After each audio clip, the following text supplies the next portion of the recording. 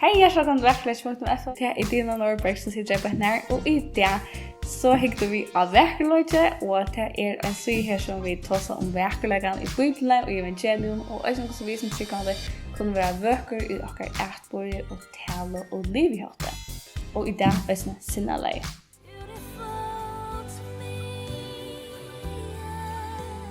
Og i det så får jeg ta seg sendt vi til om tre eyðkenni fyri temperament Jesusar, eller temperament, eller sinnalag Jesusar som det foregår i. Og vi først bruker vi et ord sinnalag, og det bruker vi temperament, kanskje særlig som man sier, jeg snører mildt sinnalag, og kanskje at du sier, han er så uttalen, eller han sier at temperament er vanlig, temperament er vanlig. Så der var det snakket om i det.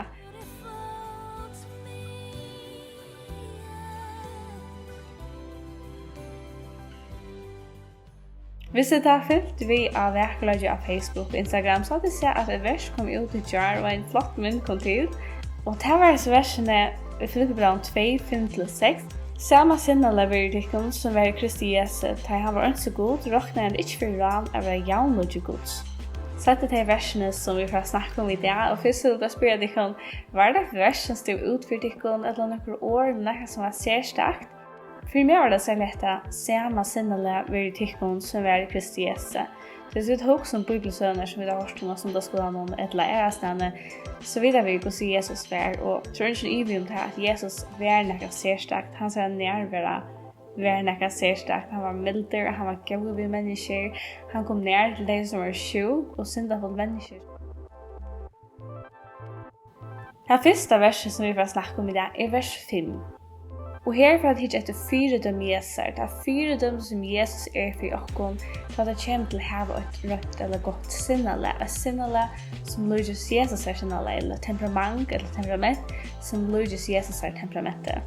Og her er det 3 ting som jeg kjenner det. Og i hesson vers nå så viser Paulus tøymon i Filipbr og Jesus, og han ser sinnalag, og Jesus er det aller beste fyredom vi kunne hava. Men hvor pøyker han av Jesus? Hva hukkbor vurste Jesus da han levde? Hva eyðkendu Jesus er ætbor mot rørum? Jo, sinnalag Jesus er vær såleis, det var i 3 eyðkenner. Nummer 8 så har han et åskjolt søkje sinnalag. Og til suttja vid ekkelig vel har vi leser gjennom Bibelen og Nytestamentet hvordan Jesus alltid søkte ånder og han levde for å tjene ørum.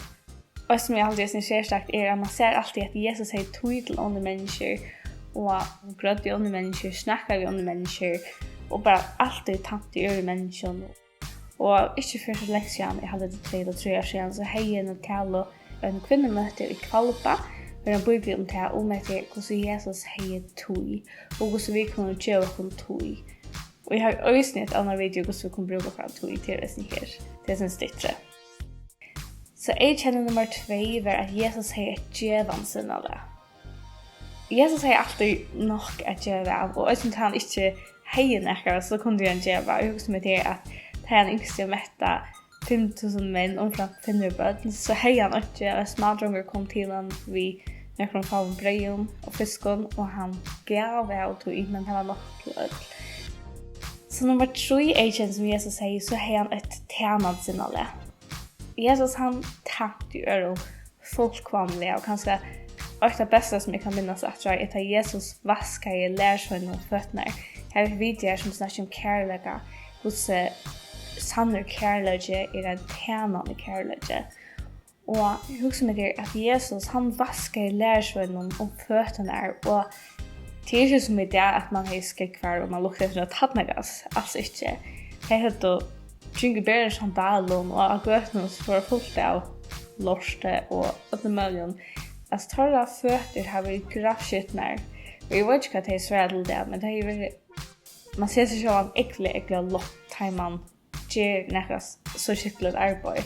Og til det som Jesus egentlig har vist at han sier er for å tjene, og ikke at de skulle tjene øren. Så her Jesus, han husker seg om andre mennesker. Han var overskjoldsøkken, han gav, han levde for å gjøre og levde for å tjene. Det er en sanger som sier, for jeg noen sorgen, Jesus er feldet tar, med svarte dråper, og så blå fyre var. Så Jesus, han sier ikke om sin egen sorger, eller det som han strides vi, men han følte svettadråkvar for okkar skyld. Så spør jeg deg noen spurningar, og til hvert bibelstudie så spør jeg deg noen spurningar, og ta kunne du finne hjemmesidene, hvis du ikke bruker det til et bibelstudie, eller kanskje bare kjave listen gypre, så er det mulig alt det. Første spurning er, hvem hukbor har jeg, og hvem hukbor vi sier? Jeg selv vet at jeg styrer som vi er virkelig uttalen. Jeg husker meg til at hvis jeg ikke skal være som Jesus, så og jeg vil være uskjølsøkjen og tjenende og djevende til å si djeva tål, være tålen, og ikke bare ha mitt egnet for jeg, men det som underhava. Og det kan man ikke gjøre ved å vise tål, og ikke tar man ikke helt det. Jeg sier, Herre Jesus, hjelp meg å være tålen og til meg tørver til. Og det er ganske vårt andre her som tid strøyest, her som Jesus kan slippe arbeid på at jeg kan sinnalag, og gjøre det til sinnalag som vil måre lykt hans øre. Og til å gjøre alt det å være mal som kristen. Så som nummer 2, kan ætbord har vi medbrukes øren. Som sagt, jeg kan være rettelig utvalgen, og da har vi ikke gående ætbord. Vi kan si ting som er skøy, vi kan gjøre ting eller egna bra, eller et eller annet som er skøy til det utvalgen. Eller rulla vi innom det, eller et eller annet, og det er ikke rett. Og det er ikke vi skal gående ætbord medbrukes øren. Vi er også med det at tar aktren et høve til Jesus mynda okkom, og for ætbord, og for sinnalag, så det står mer lukt honom. Så, 3 spørninger. Hvordan kan jeg ha et øvelse ikke sinnalag? Jeg har alltid først bare at be Jesus, i min mening, at be Jesus brøyde med sinnalag, og gjøre meg mer øvelsesøkene til at jeg kan aldri bli mer øvelsesøkene i meg selv, og jeg har brug for Jesus hver dag. Det er ikke bare aldri bli mer har jeg brug for honom. Vi hade till samlagen för det hörde.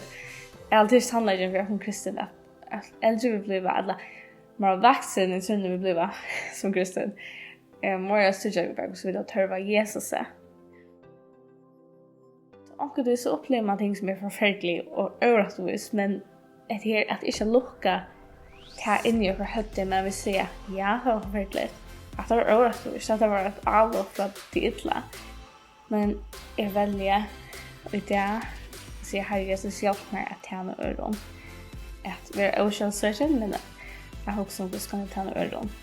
Och alltid en fin balans, och det mest är att man ska trötta sig själv, man ska själv ha sådana gränser så att man inte kör sig själv en sänk. Men också det är alltid att man kan bli så egoistisk, att man blir så upptyrt av sin egen sorg att man får nu höra något sen för man håller med tjäna öron.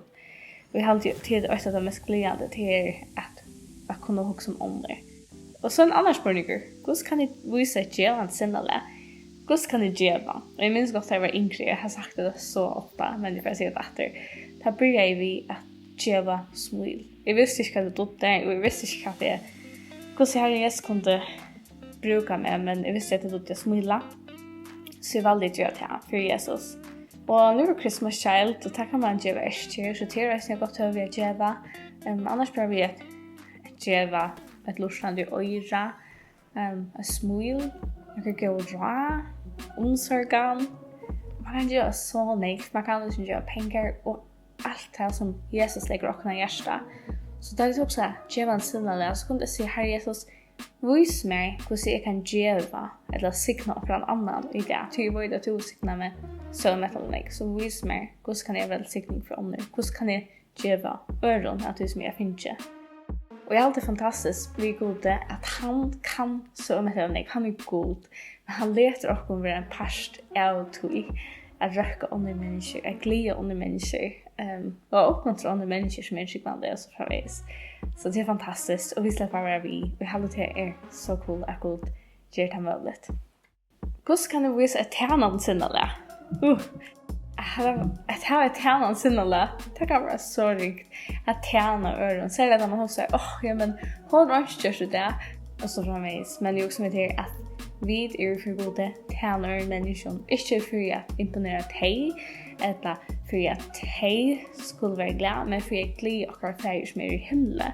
Och det ständer oss när vi så gör det som för Herren. og ikke for mennesker. Og jeg hadde det så vidt å livet at gjøre alt for Herren, og ikke for mennesker til takk man vil få en next større glede. Så vi tjener ur mennesker, for jeg så ikke en reaksjon fra tøymon. Så kommer vi kjøpt lønn med utvallen. Til mennesker, de som vet, de avtalen og egoistisk og selvsøken, og de virusmøter virkelig ikke det som man gjør for deg, men de vil gjøre det for Gud. De vil vite hvordan jeg handler alltså för det som vi gör det. Och vi ser handlar om för det. Ta får vi såna glädje så tid. Ta hand det sinnalag men gör det för Herren. Så i som versen så läser vi några sagt ting och till med annat är att Jesus Kristus var inte så god. Och det mest är att han i alla ära har som god. Det mest är spärras den jag måste påpeka någon att han lukte skode, men att han verkligen och sannligen var god. Till stända han råknade inte för ram eller byte kan det vara omsett är vara jaunlige gods. Och i Emmas påpeka som vi brukar till detta studie så ständer han råknade inte att det var jaunlige gods som jag kan hålla fast vid. Att Jesus från avläggan var jaunlige gods färgsens. Han bodde i sikning och dörd i himlen och kunde njuta frälse från hemsens synd och missioner.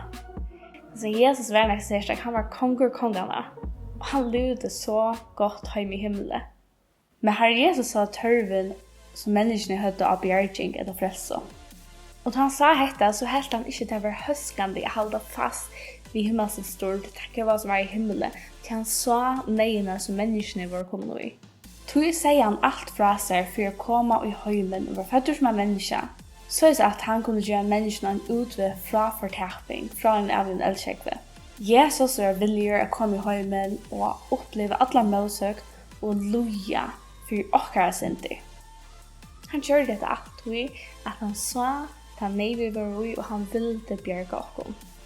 God världen, han var ungefär spuktra eller slien. Han kom inte till lärare och satte sig som han lågt. Och så kan man säga och i sig mästring så var färgen större än sonaren. Och inte som personer att han var högre men att han hade som han levde. Så att Jesus levde i jorden så har han något som lägre omstöver än färgen som var i himlen. Men da Jesus för att himmels så var han åter i samma omstöver som färgen. Så det som Jesus säger är att han råknar inte värst att hålla fast vid så var det här omstöverna och han framkärheten som han hejer i himlen. Och det är samma som man snackar om i 17 Korint 8-9. Att han för tyckare skuld gjordes fatäcker då han var ryker. För att tid vid fatäck hans skulle vara ryk. Det är fantastiskt. Så jag har några spurningar till honom.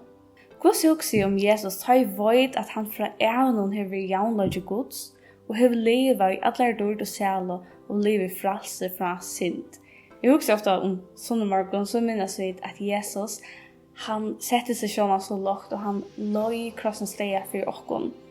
Og jeg minnes at Jesus kom ur himmelen, han som var kongerne, sette seg sjåna så lågt og kom til gjøre dødja for åkken og gjørs fader for åkras skuld. Så kan det ikke annet enn lovpris og god til å undrast at han kærligere som han er et lokkere. Og så er en sang som sier god til nøye, hun viser meg virre mot. Og det er det som må undrast at jeg er suttjetta. Og så en spørning jeg tror, det er hukse om alt Jesus er og alt han offrer for meg under mennesker. Hvordan er det at avvarska min liv i høst og ikke om jeg vet når jeg gjør det? Og da må jeg bare avsamme at jeg synes ikke at jeg størt for meg, så kan jeg ikke leve som jeg levde i åren til jeg kom til trygg, for jeg kan ikke bare være lykkelig å leve mitt liv. Men det gjør at jeg får ikke at leve for Jesus og dør med han.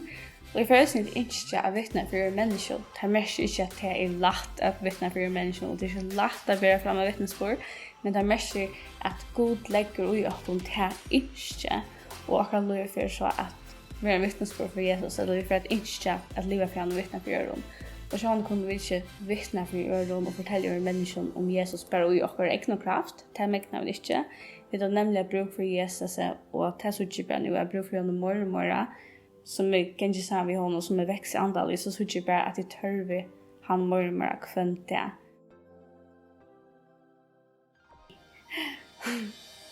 Tusen för att jag tog vi av verkligen efter som video någon och detta en part av serien som heter Filippibrævið och nu har vi sett mer som val att jag partarna inte så länge så läs att hitta vad tog heter just personal och minns till att dama video och dela video vi tycker vinner.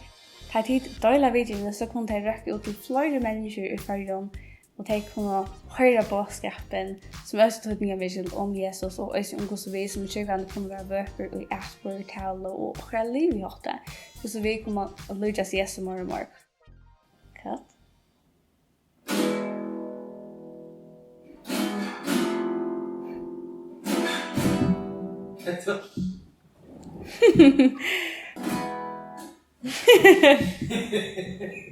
Bye!